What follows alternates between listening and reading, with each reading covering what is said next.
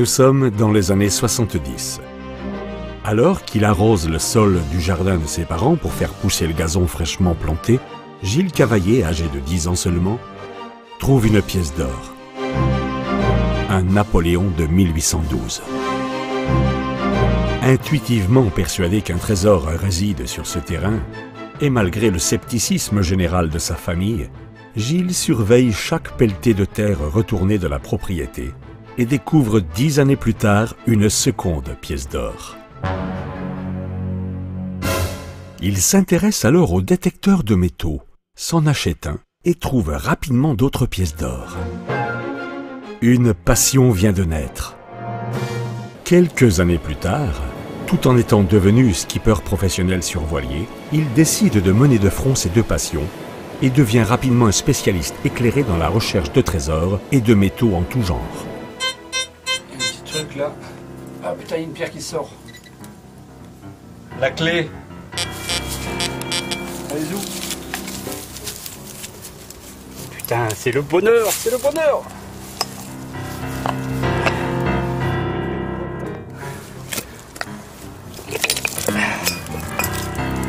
Et voilà, 4 lingots. Mais aujourd'hui, c'est une toute autre aventure qui attend Gilles. On lui propose de former quelques Africains à l'utilisation des détecteurs de métaux, car ils vivent actuellement une réelle ruée vers l'or en Guinée-Conakry. Gilles se renseigne et prend vite conscience que la Guinée vit sur un sol truffé de pépites d'or. Depuis bien longtemps, la population locale cherche l'or en creusant d'énormes trous et orpaille à basse saison de l'agriculture. Mais depuis peu, ils utilisent des détecteurs de métaux qu'ils sont prêts à payer jusqu'à 5 fois leur prix. Une véritable frénésie pour la ruée vers l'or en Guinée s'est enclenchée. Toujours aussi passionné, Gilles accepte de participer à cette aventure. Il organise rapidement son voyage pour la Guinée avec Souleymane, prenant également pour compagnon 2 détecteurs de marques différentes, histoire de faire des tests en terre inconnue. Arrivé en Guinée, les formalités de douane terminées, et juste le temps de se rendre compte de la chaleur à endurer, que Adama, le cousin de Souleymane qui les accueille, leur propose de visiter Conakry.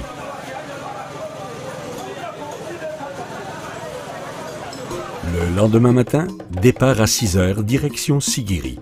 Quelques 800 km, soit environ 13 heures de route sur parfois des tronçons sans bitume.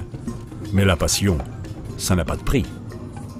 Pour se désaltérer, il est préférable de se rabattre sur les bouteilles d'eau minérale, car il n'y a pas d'eau courante.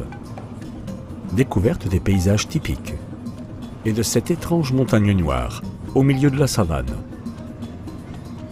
Très vite, les premiers villages typiquement africains. De nombreux contrôles de police s'opèrent tout le long de notre parcours.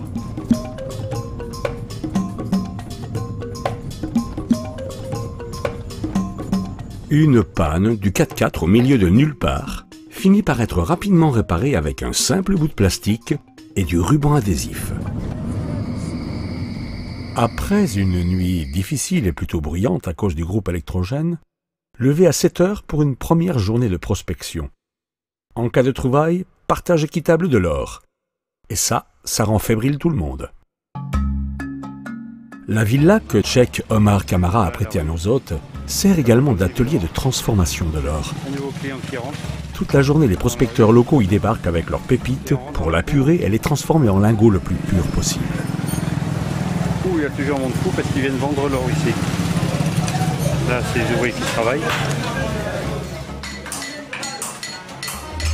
Dès ce premier jour, Gilles se taille d'entrée une belle réputation, car sa photo avec son fils figure sur le carton d'emballage d'un détecteur présent, ce qui leur fait prendre conscience qu'il est un professionnel averti et reconnu par les grands acteurs du marché. Ce lundi matin, arrivé sur le lieu de prospection choisi. Une conversation s'engage avec des chercheurs d'or à moto.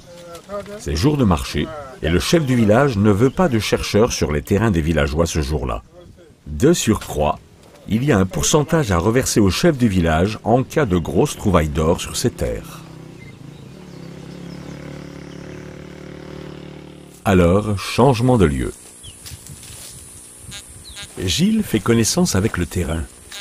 Mais en voyant déjà tous ces espaces dévastés et pleins de trous faits par les chercheurs, Il se demande s'il reste encore de l'or à trouver. Il semblerait qu'à peu près 100 000 chercheurs et détecteurs tourneraient en brousse. Et ce territoire est à peine l'équivalent d'un demi-département français. C'est énorme.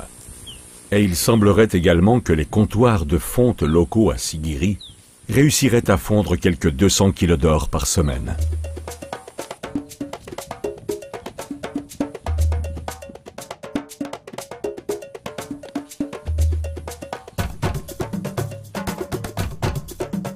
Mahmoud cherche une éventuelle pépite dans ce vestige de mine à ciel ouvert. Elle fait 3,50 m de haut et une centaine de mètres de longueur. Il est 16 h, heure locale. Ça doit faire à peu près 4 heures que je détecte. Il doit faire 38 degrés à l'ombre. Je bois à peu près 5 litres d'eau dans la journée. Et là, je suis vanné, c'est mon premier jour complet. Je trouve un truc. C'est pas faramineux.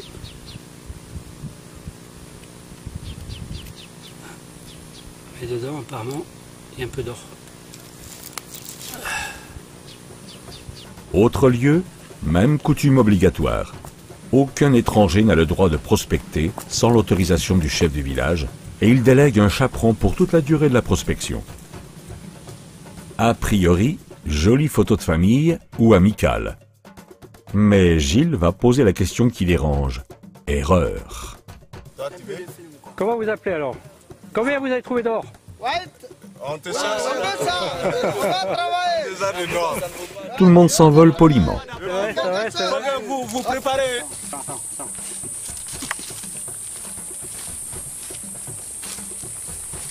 Ah, quelle flor.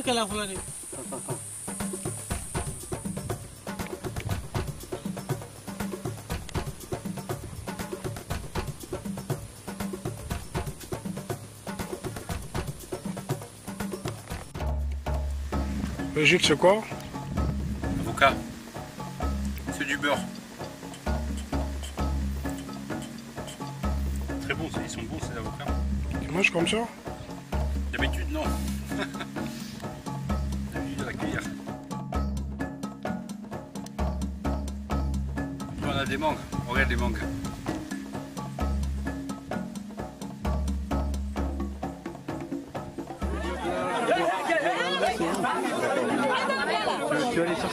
Les mineurs d'or traditionnels remontent le sable aurifère de la mine du village. Et ce sont les femmes qui vont séparer l'or de la terre par lavage à grandes eaux. Tout autour de la mine, les jeunes cherchent avec des détecteurs. C'est bien.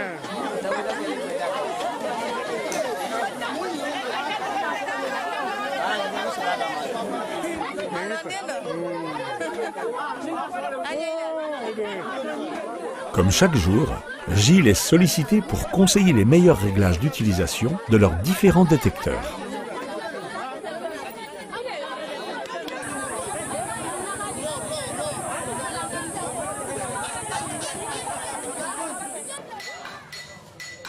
Dans cet atelier tenu par Sarbou, ce sont les prospecteurs eux-mêmes qui viennent transformer l'or qu'ils ont trouvé. Ils arrivent le matin à moto et toujours par deux. Dans la rue. Et là, c'est les ouvriers qui travaillent. Pour travailler l'or, pas d'outils spécifiques, uniquement de la récupération de ferraille.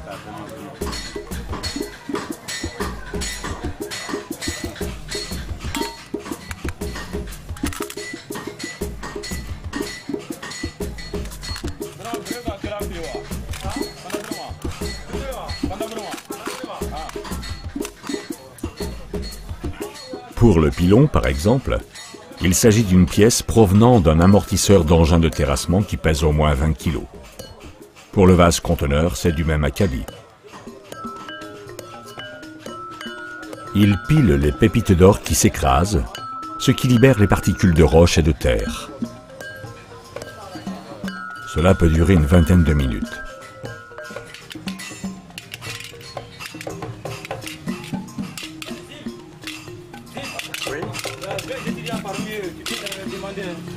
D'accord. Ils ont fait un premier lavage, un premier pilonnage et maintenant ils ont le sol et ils recommencent avec le restant.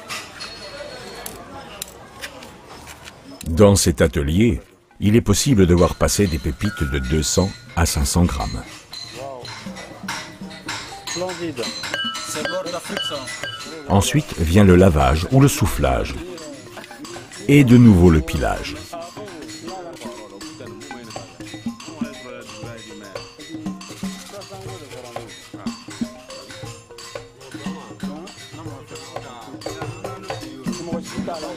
Un dernier lavage à l'eau.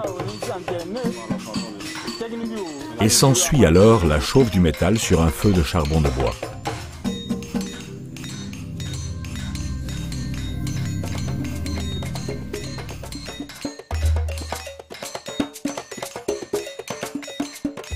La troisième étape est un bain d'acide nitrique avec évaporation de l'acide par chauffage. Chaque étape permet d'enlever toujours un peu plus d'impuretés. Le travail des propriétaires d'or s'arrête là. Ce sont les ouvriers de Sarbou qui s'occupent ensuite des autres traitements.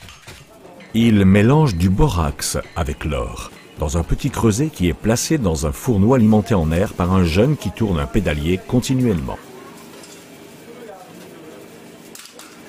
Là, l'or et le borax s'amalgament.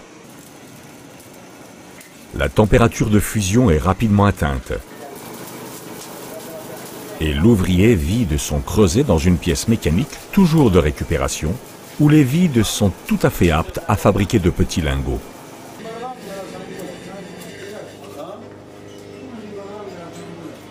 En moins d'1 minute, l'or est solidifié. L'ouvrier l'extrait et casse avec un marteau la gangue noire constituée du borax.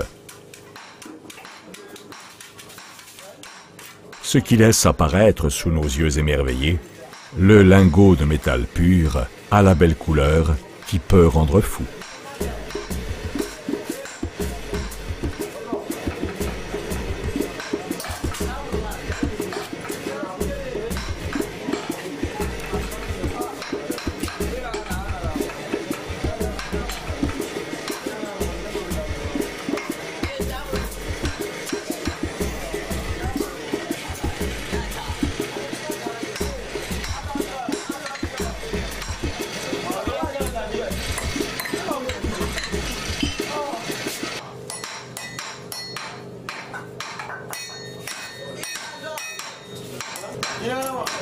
L'avant-dernière étape consiste à aplatir ce lingot pour en faire une mince feuille de métal ovale.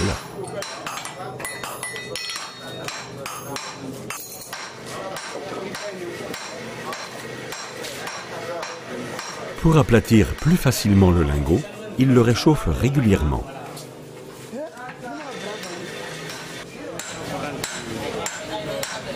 Cette mise en forme évite toute inclusion dissimulée d'autres métaux.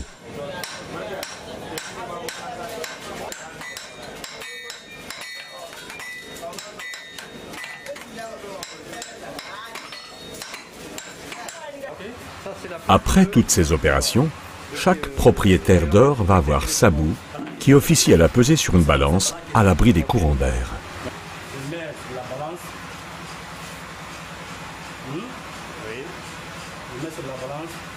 Ce lingot pèse à l'air libre 125 grammes 26. Ensuite, il effectue la même pesée mais sur un plateau immergé dans de l'eau déminéralisée et relié par le dessous à la balance. On calcule la densité pour faire sortir la qualité de l'or, le carat. Pour faire sortir le carat. D'accord. Donc on prend le poids en l'air 125,26. On divise ça Par la différence. La différence entre les deux poids est de 7,18. On divise ensuite le poids du lingot dans l'air par cette différence pour obtenir la densité. On obtient 17,44. On se reporte ensuite au tableau de référence qui nous indique le carat. 42 jusqu'à 17 20 carats 80, d'accord. 20 80. Une deuxième fois. Tu le fais une deuxième fois, d'accord. Je fais une deuxième fois pour mieux me rassurer. Ok. Pour éviter toute polémique, une seconde pesée est systématiquement effectuée. C'est le nom du propriétaire. Ce simple lingot de 125 grammes 26 vaut au cours actuel 4 725 €. Le lingot est ensuite rendu à son propriétaire avec le certificat de garantie. Il peut ainsi le vendre immédiatement aux acheteurs potentiels qui sont d'ailleurs très souvent présents sur place. 1 million C'est 5 millions. 5 millions, le paquet c'est 5 millions.